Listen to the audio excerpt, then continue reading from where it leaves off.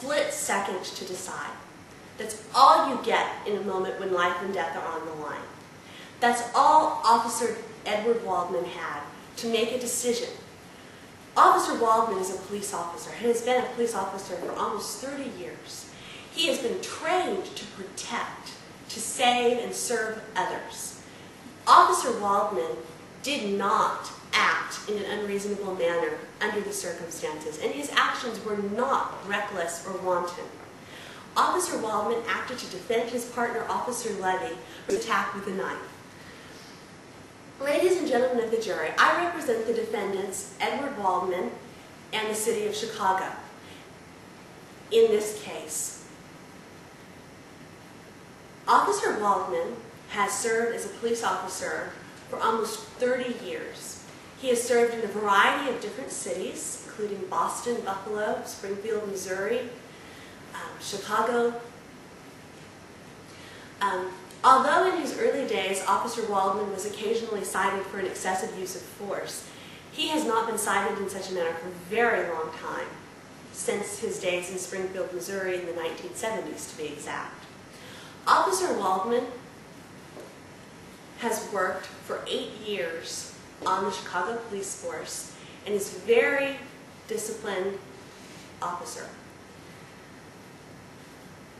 On the night in question, Officer Waldman and his partner were on the non-uniform anti-crime patrol.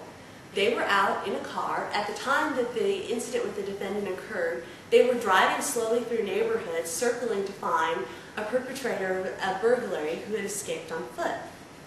Officer Waldman and his partner were driving along when they observed a strange sedan come up behind them and tailgate them. After a few moments of this, Officer Waldman and his partner pulled off the street in an effort to let the other car go past, and the other car did not. At this time, Officer Waldman and his partner decided to turn down Evergreen Avenue to complete their circle, or square in this case, looking for the burglary suspect. They turned onto Evergreen Avenue and were followed by the plaintiff's car.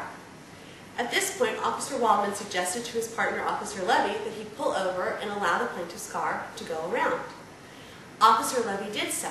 The plaintiff, rather than going around them, stopped, got out of his car, and screaming incoherently, approached them. Officer Levy opened his door, stood up, and shouted, "Police!" At this time, as the plaintiff ran around the rear of his vehicle, Officer Levy detected the gleam of a knife in the taillights of the car. Officer Levy was then in a clinch with the plaintiff as he came in at Officer Levy with the knife upraised.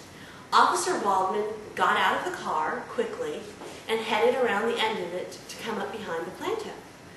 As Officer Waldman came around the end of the car, he observed Officer Levy struggling with the plaintiff and saw the plaintiff stab Officer Levy. Officer Levy and the plaintiff were then struggling for possession of the knife, Officer Levy to keep from being stabbed again, the plaintiff in an effort to stab again. At this point, Officer Waldman lifted his pistol and fired a shot into the back of the plaintiff, in his right shoulder, to disable him before he could stab Officer Levy again. The plaintiff has told you that there was no knife, that in fact the knife doesn't have any relevance because it was found closed with no fingerprints and no blood. This is not the case. The knife was involved. The plaintiff did have it, and he did attempt to stab Officer Levy, and in fact did stab Officer Levy, who was treated at the Cook County Emergency Room for a cut. Sadly, Officer Levy's shirt and jacket, which were cut and blood-stained in the scuffle, have been lost and not logged as evidence. But under the circumstances as Officer Waldman perceived them, it was dark. He saw the gleam of the knife. He saw his partner struggling. He had only a second to decide what he should do. He made a reasonable decision, fearing for the life of his partner.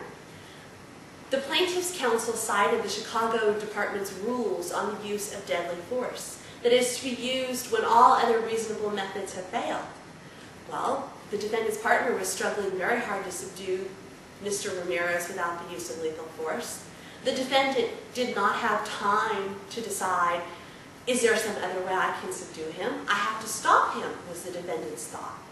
The defendant did not act in an unreasonable manner when he shot Mr. Ramirez, because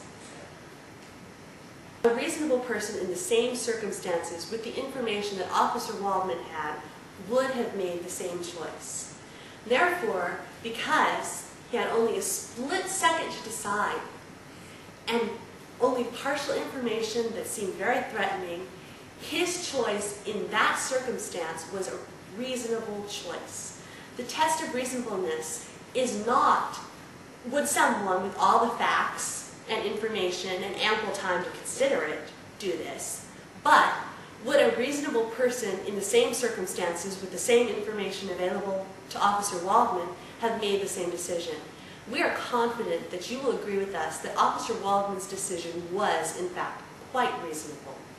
Ladies and gentlemen, thank you.